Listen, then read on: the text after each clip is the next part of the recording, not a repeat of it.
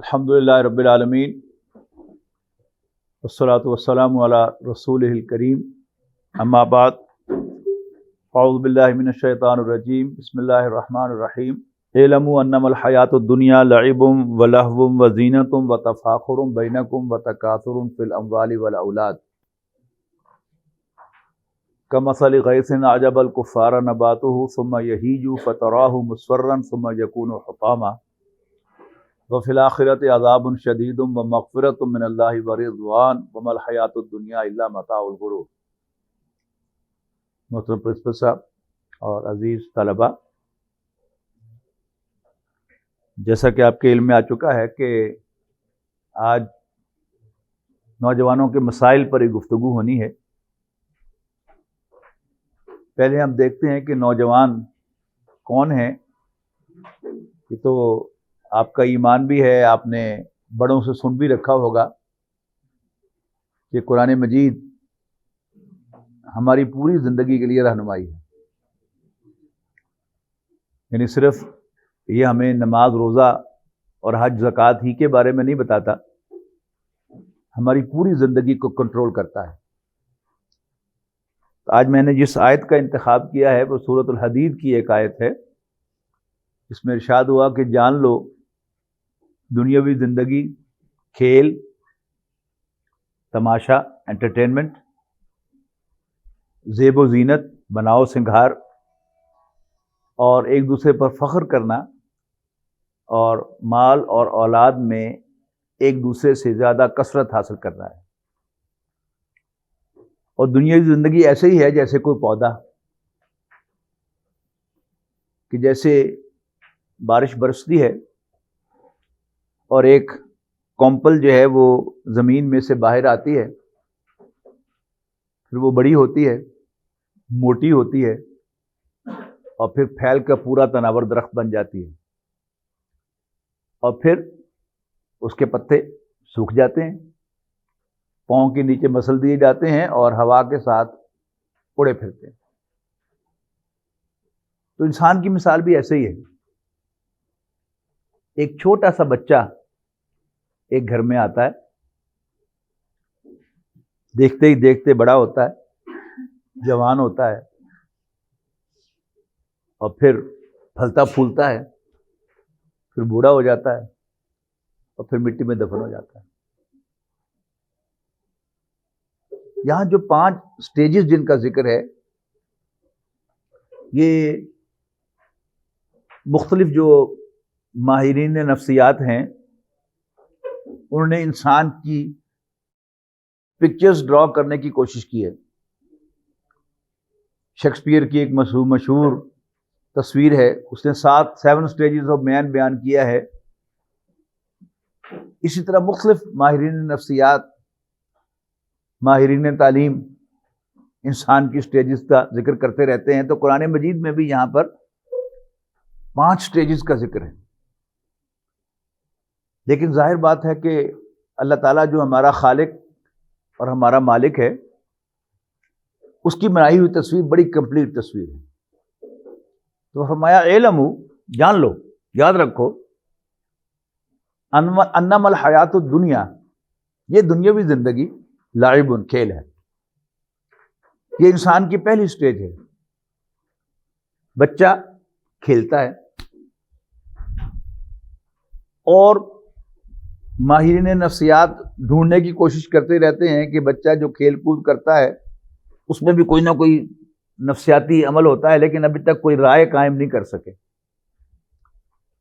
لیکن میں سمجھتا ہوں کہ وہ ایک کھیل ہے۔ اس کی میں مثال دیتا ہوں کہ ایک زمانے میں پاکستان ٹیلی ویژن پر ایک خاکہ دکھایا کرتے تھے کہ 2 بچے گلی میں لڑ پڑے، ایک نے دوسرے کا قمیض پھاڑ دیا، اور وہ روتا ہوا گھر آیا کہ مجھے فلاں نے مارا ہے۔ تو اس کی ماں اس بچے کے گھر چلی گئی جس نے مارا تھا، اور دونوں ماؤں نے لڑنا شروع کر دیا۔ پیچھے سے دونوں کے باپ بھی پہنچ گئے، انہوں نے بھی ہاتھا پائی شروع کر دی۔ ان دا مین ٹائم دونوں بچے ایک ہی سائیکل پر سوار ہو کر بڑے ہنستے کھیلتے ہوئے جا رہے تھے کہ بس کھیل ہے، تھوڑی سی لڑائی بھی ہو گئی اور منٹوں میں وہ لڑائی بھی ختم ہو گئی اور وہ دوبارہ ویسے ہی دوست بن گئے جیسے پہلے تھے.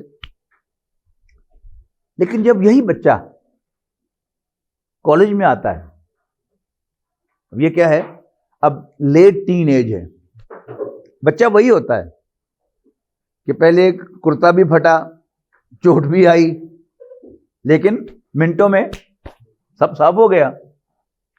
لیکن جب کالج میں بچہ آتا ہے تو اس کو کوئی مارتا نہیں, اس کا قمیض بھی کوئی نہیں پھاڑتا. صرف کسی بچے نے, کسی کلاس فیلو نے ٹونٹ کیا, طنز کیا, مذاق اڑایا, اب وہ جو مذاق ہے وہ بھی اس کے دل میں جا کے کھپ جاتا ہے. کالج میں بھی سوچتا رہتا ہے, گھر آتا ہے پھر سوچتا رہتا ہے, اس نے ایسا مجھے کیوں کہا ہے, میں کیا کروں, میں کیسے اس کا بدلہ لوں. بھول نہیں پاتا اس بات کو. مجھے اقبال نے کہا تھا نا کہ یاد ماضی عذاب ہے یارب, چھین لے مجھ سے حافظہ میرا. انسان کوشش کرتا ہے کہ یہ بات مجھے بھول جائے, لیکن بھولنے کا نام نہیں لیتی. میوزک سنتا ہے اونچی آواز سے ڈسکو میں, کوئی مووی دیکھتا ہے اور کچھ کافی کوششیں کرتا ہے ادھر ادھر, لیکن وہ بات بھولتی نہیں ہے. یہ کیا ہے, یہ ٹین ایج ہے. اور یہ یعنی آپ سمجھیے کہ ایف ایس سی, انٹرمیڈیٹ اور ڈگری لیول پر یہ اپنے کلائمیکس پر ہوتی ہے. اور اس کے بعد پھر تیسری سٹیج قرآن مجید نے نقل کی ہے, وہ زیب و زینت کی سٹیج ہے. یہ جو دوسری سٹیج ہے جس میں سے آپ سب لوگ گزر رہے ہیں, اس کا اور تیسری سٹیج کا بھی ایک کمپیریزن ہے. زیب و زینت بناؤ سنگھار, یہ کیا چیز ہے کہ اس سٹیج میں کسی ہاسٹل میں اگر آپ چلے جائیں تو ہاسٹل جو ہے وہ کوڑے کے ڈھیر سے کم نہیں ہوتا. ایک نوجوان, اس کی پینٹ ایسے زمین پر پڑی ہوتی ہے جیسے پینٹ سے نکل کر وہ چلا گیا ہے, پینٹ اتاری نہیں اس نے, اس سے نکل کر وہ چلا گیا ہے. اس کا کمبل, اس کا لحاف جو ہے اس نے بس ایسے کیا تھا اور پھر اٹھ کے کالج آ گیا. پھر آپ پر پابندی ہے نا یونیفارم کی, لیکن جب آپ کسی ایسے کالج میں جائیں گے جہاں یونیفارم کی پابندی نہیں ہے تو پھر آپ کیا پہن کے جانا پسند کریں گے؟ پھٹی ہوئی اور میلی جین, اور بالوں پر کنگا پھیرنا آپ کو پسند نہیں آئے گا, بکھرے ہوئے بال آپ کو اچھے لگیں گے. اس کے بعد پھر 25-26 سال کی عمر میں, 28 سال کی عمر میں آپ تعلیم سے فارغ ہو کر کسی پروفیشن میں چلے جائیں گے, کہیں جاب میں چلے جائیں گے, اور پھر آپ 3 پیس پہن کر اپنے آپ کو آئینے کی میں سے مختلف اینگلز میں سے دیکھیں گے کہ میں خوبصورت لگ رہا ہوں کہ نہیں لگ رہا. پھر آپ کی شادی ہوگی اور پھر آپ اپنی بیوی کو ڈانٹیں گے, گھر صاف کیوں نہیں ہے. یعنی وہی ہوں گے نا آپ کہ جن کا ہاسٹل کا کمرہ جو تھا وہ کوڑے کے ڈھیر سے کم نظر نہیں آتا تھا, لیکن اب بڑے آپ سیانے ہو گئے. پھر آپ پروفیشن میں ایکسل کریں گے, کوئی وکیل بنے گا تو اس کا چرچا ہوگا, کوئی ڈاکٹر بنے گا تو اس کی سرجری کا چرچا ہوگا, کوئی اکاؤنٹنٹ بنے گا تو وہ چارٹرڈ اکاؤنٹنٹ بن جائے گا, اس کا نام ہوگا. اب وہ اپنے آپ کو سمجھے گا کہ ہاں میں بڑی شے ہوں. کوئی استاد بنے گا تو وہ سمجھے گا کہ میرے جیسا لیکچر کوئی نہیں دے سکتا. سرجن ہوگا تو سمجھے گا میرے جیسے سرجری کوئی نہیں کر سکتا. وکیل ہوگا تو سمجھے گا میری جیسی بحث کوئی نہیں کر سکتا. یہ قرآن مجید نے تفاخر کی سٹیج کہی ہے, ایک دوسرے پر فخر کرنا. اور پھر آخری سٹیج ہے مال اور اولاد میں کثرت. یعنی یہ جو مڈل ایج ہے 35 سے 45 تک سمجھیں, اس میں انسان اپنے اوپر فخر کرتا ہے کہ میں بڑی شے ہوں, لیکن آہستہ آہستہ اسے احساس ہونے لگتا ہے کہ اب میں ڈکلائن میں ہوں. پہلے 18 گھنٹے کام کرتا ہے بغیر انٹرپشن کے, بغیر کسی وقفے کے, پھر 4 گھنٹے کام کر کے اسے چائے یا کافی کا کپ پینے کی ضرورت محسوس ہوتی ہے. یہ ڈکلائن کی سٹیج ہے. آپ کی جو سٹیج ہے, یہ سٹیج جو ہے یہ دوسری سٹیج ہے. جیسے میں نے کہا کہ یہ بڑی جذباتی سٹیج ہے، آپ کو بڑی جلدی غصہ آتا ہے، آپ اپنے فیوچر کے بارے میں پریشان ہوتے ہیں. یعنی آپ میں سے جو بھی بچہ ذرا سیریس ہوگا اور پڑھائی کو بڑا سیریسلی لے گا، اس کو لازماً خیال آئے گا کہ ہمیشہ سوچے گا کہ میرے اتنے نمبر آنے چاہیے کہ میں میڈیکل کالج میں داخل ہو جاؤں. پری انجینئرنگ کا طالب علم ہے تو وہ خواب دیکھے گا کہ میں یو ٹی میں داخل ہو جاؤں، میرے اتنے نمبر ہونے چاہیے. ہر وقت سوچتا ہے کہ نہیں، مجھے وقت نہیں ضائع کرنی چاہیے. کالج کی جو ایکسٹرا کوریکولر ایکٹیویٹیز ہیں ان کو بھی وہ اوائڈ کرتا ہے کہ میرا پڑھائی کا وقت ضائع نہ ہو. مقصد ہے نا ایک سامنے. کوئی شخص جو ہے وہ اس کا ایم ہے کہ میں سی ایس ایس کا امتحان پاس کروں اور میں ایک آفیسر بن جاؤں، وہ اسی کے خواب دیکھتا ہے. تو یہ خوابوں کی سٹیج ہے بہت زیادہ. اور جیسے میں نے عرض کیا کہ اس میں انسان بڑا ایموشنل ہوتا ہے، وہ ٹونٹ کو بھی محسوس کرتا ہے، مذاق کو بھی محسوس کرتا ہے. حالانکہ یہ کوئی خاص بات ہوتی نہیں کہ آپ نے کوئی کپڑے پہنے، کسی نے آپ کو تنگ کرنے کے لیے ویسے ہی کوئی آپ نام بول دیا، اس پہ پریشان ہونے کی ضرورت نہیں ہوتی. خاص طور پر اسٹیج پر میں آپ سے کہوں گا کہ لباس آپ اپنے لیے پہنیں. کسی کو آپ اچھے لگیں کسی لباس میں یا برے لگیں، آپ کو لباس اپنے لیے پہننا چاہیے کہ یہ لباس میرے لیے کمفرٹیبل ہے، مجھے پسند ہے تو میں پہنوں گا. اگر اس کا جی چاہتا ہے مجھے دیکھنا اس لباس میں تو دیکھے، نہیں دیکھنا چاہتا تو نہ دیکھے. جب سے پینٹ پہننا چھوڑی ہے الحمدللہ پورے کانفیڈنس کے ساتھ شلوار پہنی ہے، اور امریکہ میں بھی میں اسی شلوار قمیض میں گھوما ہوں. اب وہاں سے ایک عجیب سا لباس تھا، 84-85 کی بات ہے، تو میں دیکھتا تھا کہ کوئی 2 افراد جو ہیں وہ میرے لباس کے بارے میں کامنٹس پاس کر رہے ہیں. تو بجائے اس کے کہ وہ میں ایمبیرس ہوں کہ جو ہو اب وہ عجیب سا محسوس کر رہے ہیں مجھے، میں ان کے پاس چلا جاتا تھا. Do you like this dress?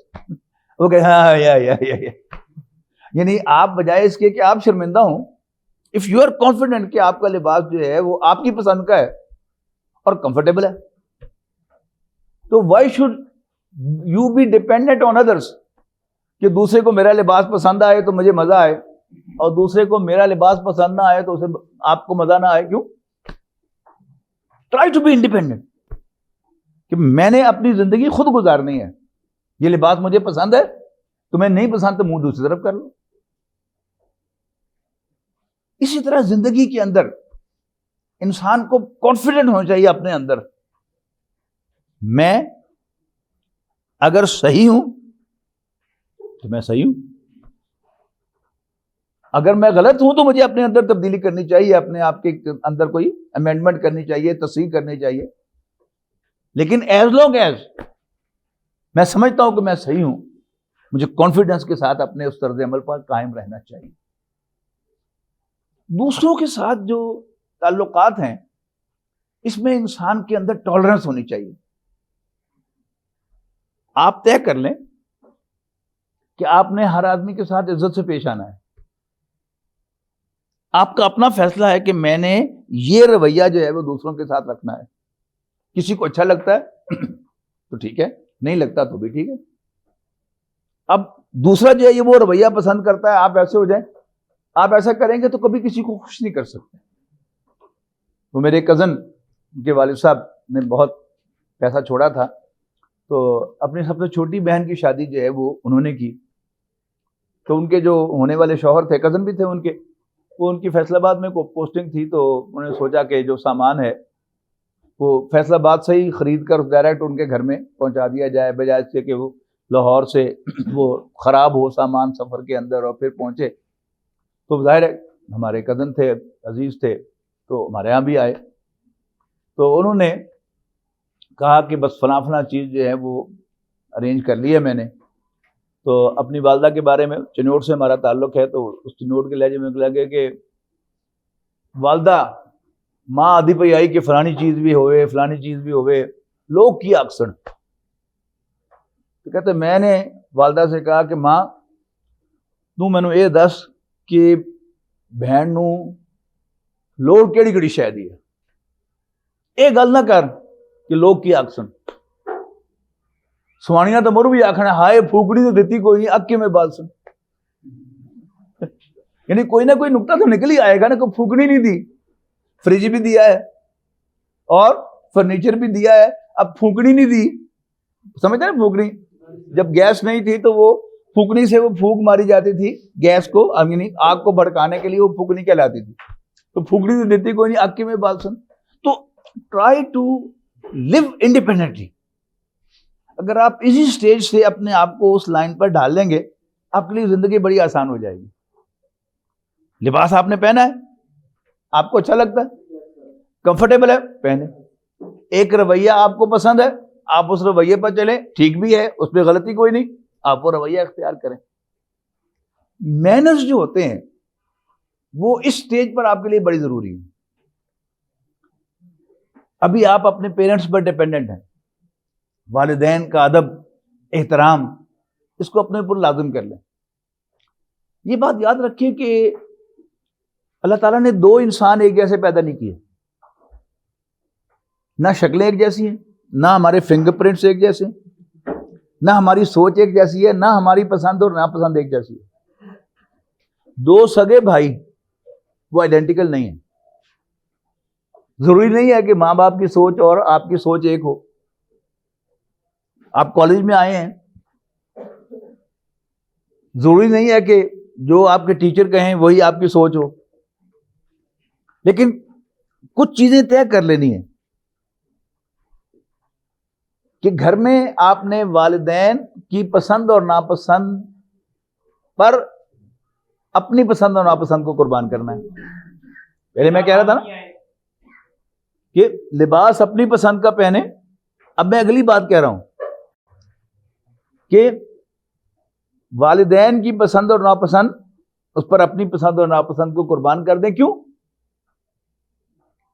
इसलिए कि उनके एहसानात हम पर बहुत ज्यादा हैं। उन्होंने आपको पाला पोसा, आपको जवान किया, आपकी वालिदा ने आपकी गंदगियां तक साफ की। आप बीमार हुए, आपने वॉमिट किया तो आपकी वालिदा ने कभी ऊपर को हाथ नहीं रखा अपने नाक पर, खुशी और मोहब्बत के साथ आपकी वॉमिट भी साफ की, आपकी गंदगी भी साफ की, सर्दी गर्मी में आपका ख्याल रखा। अब क्या है, अब आपने उनका ख्याल रखना है। तो कुरान मजीद ने हमें क्या सिखाया है कि अल्लाह ताला ने फैसला किया है, सूरह बनी इसराइल में है 3रे रुकू में, कि तुम्हारे रब ने फैसला किया है कि तुम अल्लाह के सिवा किसी और की बंदगी ना करो और वालिदैन के साथ हुस्न सलूक करो। क्यों? इसलिए कि उन्होंने तुम्हें पाला पोसा और फरमाया कि इम्मा यबलुगन्ना इंदकल किबरा अहदुहुमा औ किलाहुमा, अगर तुम्हारे सामने बुढ़ापे को पहुंच जाएं वो दोनों या दोनों में से कोई एक, फला तकुल लहुमा उफ्फिन, तो उनके सामने उफ तक ना कहो, वला तनहरुमा, उन्हें डांटो मत, वकुल लहुमा कौलन करीमा, और उनके साथ इज्जत से पेश आओ। एक बात तो ये नोट कीजिए कि कुरान मजीद में कोई 5 या 6 मकामात हैं जहां अल्लाह ताला ने अपने हक़ बंदगी के फौरन बाद वालिदैन के हुकूक का जिक्र किया है। और यहां जो मकाम है सूरह बनी इसराइल में, वहां डिटेल है। असल में जो वालिदैन की खिदमत है, ये असल में क्या है? ये रीपेमेंट है। एक स्टेज पर आप छोटे थे, आप करवट भी नहीं ले सकते थे, तो आपकी वालिदा आपको करवट भी दिलाती थी। आप खुद खा भी नहीं सकते थे, तो आपकी वालिदा आपको खिलाती पिलाती थी। आप मूव नहीं कर सकते थे, तो आपके वालिदैन आपको उठा के एक जगह से दूसरी जगह लेके जाते थे। आप खुद कमा नहीं सकते थे, तो आपके वालिद साहब जो हैं वो कमा के लाते थे, आपको खिलाते थे। अब भी खिला रहे। अब अगर वो बूढ़े हो जाएं और वो खुद खा ना सकें, अब जिम्मेदारी आपकी है कि आप उन्हें खिलाएं। पी ना सके तो पिलाएं, चल ना सके तो सहारा दे के चलाएं। और अगर वो इतने बूढ़े हों کہ چل بھی نہ سکیں تو پھر کندھوں پہ اٹھانا پڑے, کمر پر انہیں اٹھانا پڑے, تو بھی اٹھانا آپ کے ذمے ہے. اور یہ ان پر کوئی احسان نہیں ہے, یہ اس قرض کی ادائیگی ہے کہ ایک سٹیج پر انہوں نے آپ کو سپورٹ کیا, کھلایا پلایا, سہارا دیا, آج آپ نے ان کو سہارا دینا ہے. اور جیسے انہوں نے محبت کے ساتھ کیا تھا یہ سب کچھ, آپ کو بھی یہ سب کچھ محبت کے ساتھ کرنا ہے, تبھی قرض کی پوری ادائیگی ہوگی نا. انہوں نے بے دلی کے ساتھ نہیں کیا تھا آپ کا کام, آپ نے بھی خوش دلی کے ساتھ کرنا ہے, یہ ان کا حق ہے. اسی طرح اساتذہ جو آپ کو کچھ بنانے کی کوشش کر رہے ہیں, آپ نہیں جانتے تو آپ کسی کام کے نہیں ہیں. آپ کے اساتذہ آپ کو پڑھائیں گے تو آپ اس قابل ہو جائیں گے کہ آپ میڈیکل کالج میں داخل ہو جائیں, آپ انجینئرنگ کالج میں داخل ہو جائیں, آپ چارٹرڈ اکاؤنٹنٹ بن جائیں, آپ کل کو سی ایس پی افسر بن جائیں. تو یہ آپ کو اس قابل کون کرے گا؟ آپ کے اساتذہ آپ کو تعلیم کے ذریعے سے ڈیولپ کر رہے ہیں. جسمانی اعتبار سے آپ کو کس نے ڈیولپ کیا؟ والدین نے ڈیولپ کیا. اور علم کے اعتبار سے آپ کو کون ڈیولپ کر رہا ہے؟ اساتذہ کر رہے ہیں. اب ان کا بھی حق ہے. تو اساتذہ کے سلسلے میں ایک بات کی یاد رکھنی ہے کہ جیسے پانی جو ہے نا وہ اونچی سے نیچی جگہ آتا ہے, تو ہمارے جو بزرگ ہیں, ہمارے بڑے, ان کا یہ ایک فارمولا تھا کہ بڑے کو اونچے مقام پر بٹھانا ہے, خاص طور پر استاد کو, تو علم خود بخود آپ کی طرف فلو کرے گا. اور اگر آپ استاد کو اونچا مقام نہیں دیں گے تو پھر آپ کو بہت محنت کرنی پڑے گی. آپ کتابیں پڑھیں گے, رٹے لگائیں گے, اور پھر جا کر آپ کو کچھ علم جو ہے وہ حاصل ہوگا. لیکن اگر آپ استاد کا ادب کریں گے, اس کی بات توجہ سے سنیں گے, اس کو اہمیت دیں گے, اور کلاسز میں ریگولر رہیں گے. یہ بڑی اپنے تجربے کی بات بتا رہا ہوں. میں نے اپنا جو اسٹوڈنٹ کیریئر جو ہے وہ بڑی ریگولیرٹی کے ساتھ کیا ہے. مجھے پڑھنے لکھنے کا اتنا شوق نہیں تھا, پرائیویٹ بات آپ کو بتا رہا ہوں. کتابیں میں نے بہت کم پڑھی ہیں, لیکن پورا سال میں چھٹی نہیں کیا کرتا تھا. لہذا کلاس کے اندر جو آپ کو انڈرسٹینڈنگ ملتی ہے وہ آپ کو 10 کتابیں پڑھ کے بھی نہیں ملتی. جو استاد آپ کو ایک لیکچر کے اندر ایک سبجیکٹ جو ہے وہ سمجھا دیتا ہے سادہ لفظوں میں, کوئی تھوڑی سی الجھن ہوتی ہے, آپ سوال کرتے ہیں, پھر اس کو بھی وہ الجھن کو دور کر دیتا ہے, وہ بات آپ کو کھول دیتا ہے. تو استاد سے پڑھا ہوا یہ 100 کتابوں سے بھی زیادہ اچھا ہوتا ہے. تو استاد کو توجہ کے ساتھ ریگولیرٹی, پنکچویلٹی اور توجہ استاد کی بات پر, اور پھر استاد کو اونچا مقام دینا اپنے سے. میں نے الحمدللہ کبھی اپنے کسی استاد کا نام جو ہے وہ واحد کے صیغے میں نہیں لیا کہ وہ آیا فلانا آیا فلانا آیا. استاد کی عدم موجودگی میں بھی آپ استاد کو صاحب کہہ کے بلائیں, اس کا حوالہ دیں, صاحب کہہ کے فلاں صاحب آئے تھے, فلاں صاحب نے یہ کہا تھا. اور راستہ چلتے ہوئے بھی جب آپ کا کراس ہو جائے اپنے استاد کے ساتھ, آپ بائک پہ ہیں تو بائک کو آہستہ کریں. ہمارے زمانے میں تو سائیکل ہوتی تھی, تو ہم سائیکل سے اتر جایا کرتے تھے, یا کم سے کم ایک پیڈل پہ آ جایا کرتے تھے. استاد کو پھر سلام کیا, استاد گزر گئے تو پھر ہم دوبارہ جو ہے وہ سوار ہو گئے اس کے اوپر. تو اب بائک پر وہ ممکن نہیں ہوتا, لیکن کوئی نہ کوئی ایسا جسچر کہ جس سے آپ کو معلوم ہو کہ آپ نے اپنے استاد کو کوئی عزت دی ہے, تو یہ آپ نے کرنا ہے. باقی جہاں تک وہ جو ٹینشنز کا تعلق ہے, اس کے لیے جو اللہ تعالیٰ کے ساتھ اپنے تعلق کو مضبوط کرتا ہے, نماز کی باقاعدگی, شوق کے ساتھ نماز پڑھنا, اور کوشش کرنا کہ آپ باجماعت مسجد میں جا کے نماز پڑھیں. اس سے فائدہ کیا ہوتا ہے کہ آپ کسی چیز میں اتنے مگن نہیں ہوتے کہ وہ آپ پر سوار ہو جائے. مثال کے طور پر میچ ہے یا کوئی انٹرٹینمنٹ ہے, اور ادھر نماز کا وقت ہو گیا, آپ نے اس کو چھوڑا اور آپ مسجد میں آ گئے, تو آپ نے کیا کیا؟ آپ اللہ کی پناہ میں آ گئے. اب آپ کا وہ کھیل یا وہ انٹرٹینمنٹ آپ کا ویک پوائنٹ نہیں ہے.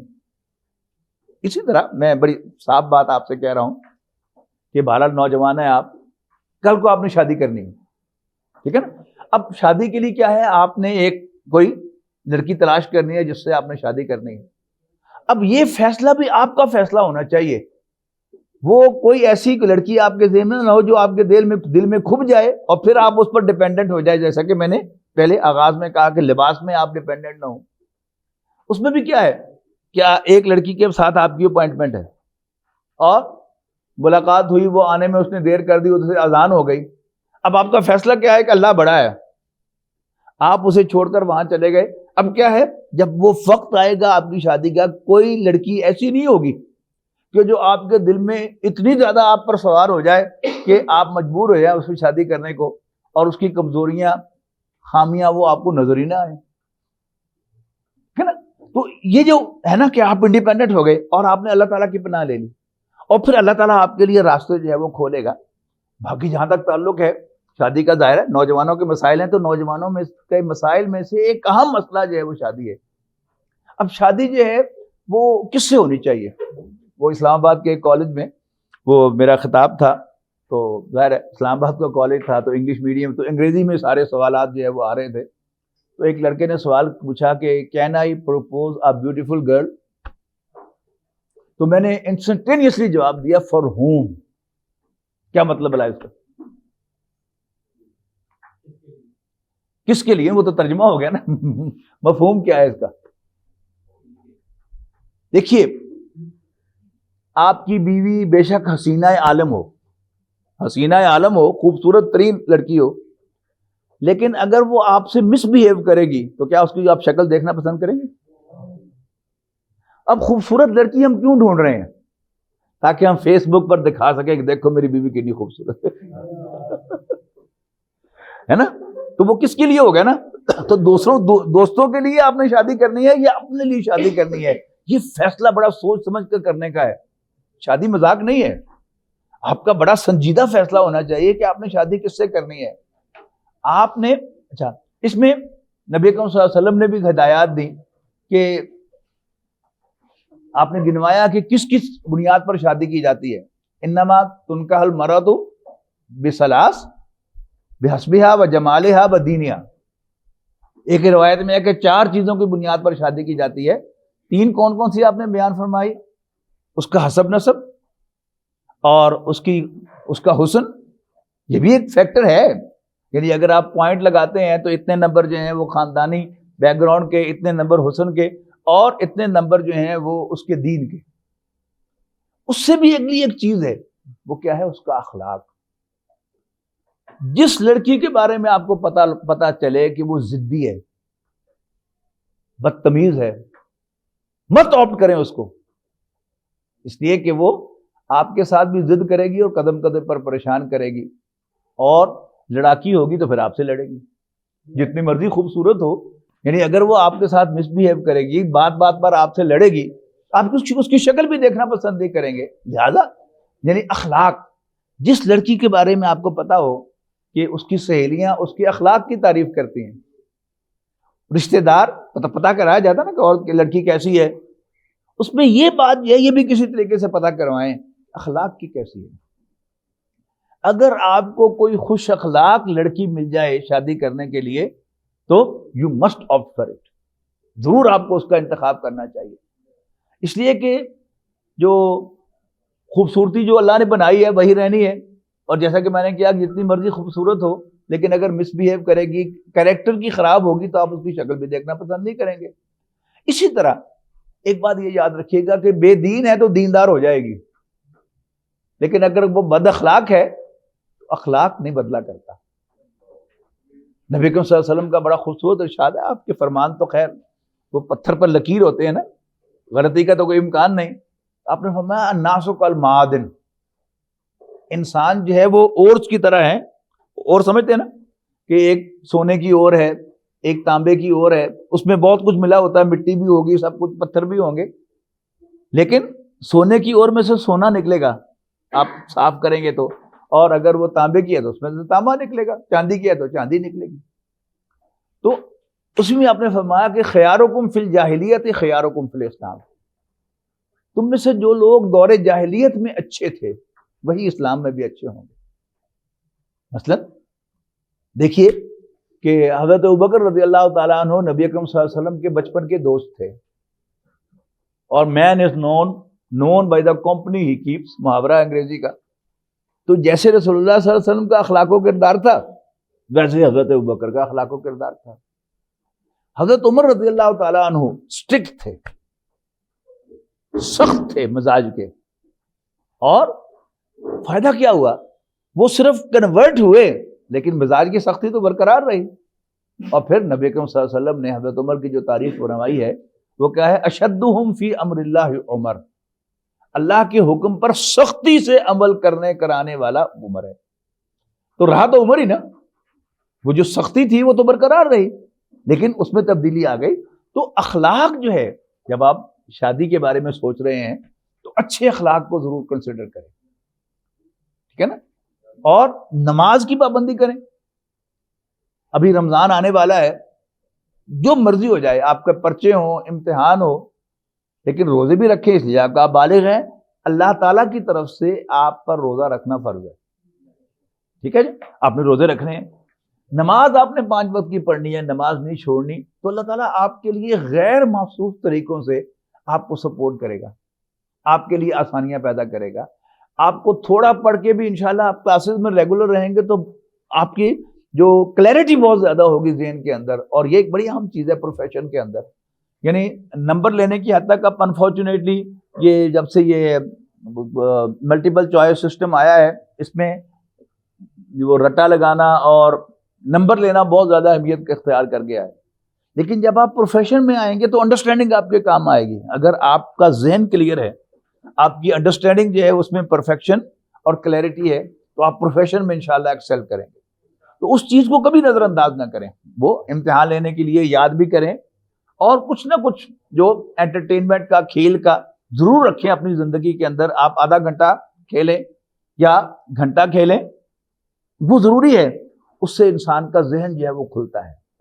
اور جب بہت زیادہ آپ اپنے اوپر جو ہے پڑھائی کو سوار کر لیتے ہیں، اور بالکل سونے کے، خاص طور پر امتحانوں کے دنوں میں جو بچے یعنی دوائیں ایسی استعمال کرتے ہیں جس سے نیند اڑ جائے، اس سے پھر بعض اوقات ان کا ذہن جو ہے وہ بھی اڑ جاتا ہے. اور ایسے واقعات بھی آپ کے علم میں ہوں گے کہ ایک نوجوان، تو خیر وہ مڈل ایج میں نے اس کو دیکھا، بہت خوبصورت نوجوان، ہمارے ایک ساتھی تھے، ان کا بیٹا تھا. کیا ہوا، ایف ایس سی کا امتحان دینے کے لیے وہ، ان کے والد جو میجر تھے وہ بھی، ان کا انتقال ہو گیا، بچے کا بھی انتقال ہو گیا. کہتا جی میں اس کو گاڑی میں بٹھا کے امتحان کے لیے چھوڑنے گیا ہوں امتحانی سینٹر، تو بس وہ میرے ساتھ سیٹ پہ بیٹھے ہوئے اس نے بڑی آڈ گفتگو کرنی شروع کر دی. دماغ خراب ہو گیا. تو اس کا بھی خیال رکھیں، اس کے اوپر اپنے ذہن پر سوار نہ کر لیں اس چیز کو کہ جی بس ڈاکٹر بننا ہی بننا ہے. ایک کوشش کرنی ہے، اللہ تعالیٰ آپ کے لیے کوئی اور راستے نکالے گا. یعنی میں آپ کو اپنی مثال دیتا ہوں، اللہ تعالیٰ راستے نکالتا ہے اور اس سے زیادہ آپ کو عزت ملتی ہے. ظاہر ہے جو بھی لڑکا F S C pre medical میں داخلہ لیتا ہے، اس کا پہلا ایم کیا ہوتا ہے کہ جی میں M B B S doctor بنوں، سرجن بنوں، فزیشین بنوں. مجھے ایم بی بی ایس میں داخلہ نہیں ملا تو میں نے بی ڈی ایس میں داخلہ لے لیا، ڈینٹل سرجن بن گیا میں. تو داخلے کے 1.5-2 ہفتوں کے بعد ہی مجھے محسوس ہوا کہ دس از دا رائٹ پلیس، میں صحیح جگہ آ گیا ہوں. اور پھر میں نے بہت دلچسپی سے ڈینٹسٹری سیکھی، اور الحمدللہ I am a very good dental surgeon. تو خیر میں ریٹائر ہو گیا ہوں، بچے میرے کام کرتے ہیں، لیکن I was very good dental surgeon. اور میں پریکٹیکل ورک اس میں بہت زیادہ میں کرتا تھا، اور مجھے ڈینٹسٹری کی بڑی کلیئرٹی تھی، کانسیپٹ بھی کلیئر تھے، اور میرا ہاتھ بھی بڑا صاف تھا. لیکن اللہ تعالیٰ کا اس میں خاص میرے لیے فضل کیا ہوا کہ اگر مجھے داخلہ ملتا ملتان میں یا بہاولپور میں، اس وقت میڈیکل کالج لاہور میں تھا، ملتان میں تھا اور بہاولپور میں تھا، تو میری ڈاکٹر صاحب سے ملاقات نہ ہوتی. لیکن اللہ تعالیٰ نے مجھے خاص بندوبست کیا کہ مجھے بی ڈی ایس میں داخلہ دلایا کہ میں لاہور میں رہوں. اور چلتے ہوئے مال روڈ پر ڈاکٹر صاحب کا درس ہو رہا تھا مسجد شہداء میں، تو میں نے سنا اور میں وہاں جا کے بیٹھ گیا. اور آج میں یعنی انوائٹ کیا گیا ہوں آپ کی کالج کی انتظامیہ سے یہ کرنے کے لیے، اگر میں M B B S doctor بن جاتا، اسی طرح میں میڈیکل کالج میں بھی انوائٹ کیا جاتا ہوں بیان کرنے کے لیے. اور بڑے سینئر ڈاکٹر جو ہیں مجھے استاد جی کہہ کر بلاتے ہیں. اللہ تعالیٰ نے مجھے زیادہ عزت دی ہے، اور جو کلیئرٹی اللہ تعالیٰ نے مجھے دی ہے، قرآن مجید مجھے پڑھایا ہے، اور میرے پاؤں جو ہیں وہ زمین پر لگے ہوئے ہیں. تمام جو دنیا میں ہو رہا ہے قرآن مجید کی روشنی میں، میرے لیے وہ نیا نہیں ہوتا.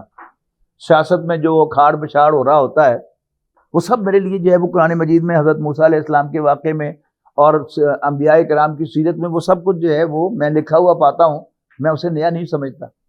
یہ سب کچھ جو ہے اللہ نے مجھے دیا ہے، یہ اس کا خاص احسان ہے. اس کو بھی پیش نظر رکھیں کہ آپ نے پروفیشن کے اندر بھی آپ نے آگے بڑھنا ہے، اپنے معاش کے لیے بھی، لیکن ساتھ ساتھ آپ نے قرآن مجید ابھی سے طے کریں کہ آپ نے قرآن مجید پڑھنا ہے اور اس کو اپنے لیول پر سمجھنا ہے، اور پھر اللہ تعالیٰ ہمت دے، توفیق دے، پھر اس کو بیان بھی کرنا ہے. اس لیے کہ یہ بات ذہن میں رکھیے گا کہ ہمارے ہاں دو اسکول سسٹمز ہیں. ایک ہمارا دارالعلوم اور دینی مدارس کا نظام ہے، یہ بچپن سے شروع ہوتا ہے. یعنی ایک چھوٹا بچہ جو ہے وہ مدرسے میں داخل کرا دیا جاتا ہے اور اس کو چیزیں رٹائی جاتی ہیں پہلے، ٹھیک ہے. 5,000 چارٹ جو ہیں وہ گردانے جنہیں کہتے ہیں، ضربہ ضربہ ضربو ضربت ضربتا، وہ یاد کرائی جاتی ہیں. لیکن اب وہ ایک خاص آئیڈیا ہے، دارالعلوم میں بورڈ کا، وائٹ بورڈ کا یا بلیک بورڈ کا کوئی تصور نہیں. اب ہم لوگ جو اسکول کالج میں پڑھتے ہیں، ہم الف بے جو ہے وہ بھی بلیک بورڈ پر پڑھتے ہیں. ہمارا ایک اور مائنڈ سیٹ ہے. تو قرآن مجید، میری بات آپ کو کیوں سمجھ میں آ رہی ہے؟ آپ بہت بڑے مفتی کو بھی اور شیخ الحدیث کو بھی یہاں بلائیں گے نا، تو وہ جو کچھ کہے گا بہت کام کی باتیں ہوں گی، لیکن وہ آپ کے اوپر سے گزر جائیں گی. I can communicate with you. جو باتیں میں کہہ رہا ہوں آپ سمجھ رہے ہیں اس لیے کہ میں آپ میں سے ہوں. تو دو نوجوان نسل ہے، اس کے ساتھ آپ نے کمیونیکیٹ کرنا ہے. آپ نے دین کا علم حاصل کرنا ہے، اس کو سمجھنا ہے، اور اس کو ابھی سے اپنا ایک ایم بنائے کہ آپ بھی انشاءاللہ قرآن مجید جو ہے وہ لوگوں کو، نوجوان نسل کو پڑھایا کریں گے اور ان سے کمیونیکیٹ کیا کریں گے. تو اب میرے خیال میں آپ کی کلاسز کا وقت بھی ہوگا، اسی پر میں آج کی اپنی گفتگو ختم کرتا ہوں. اللہ تعالیٰ سے دعا ہے کہ اللہ تعالیٰ ہم سب کو دین کے سارے پہلو، عبادات کا پہلو، اخلاقیات کا پہلو، کردار کا پہلو، وہ سب کچھ سیکھنے اور اس کو اپنی زندگی میں لانے کی توفیق عطا فرمائے. آخر دعوانا الحمدللہ رب العالمین.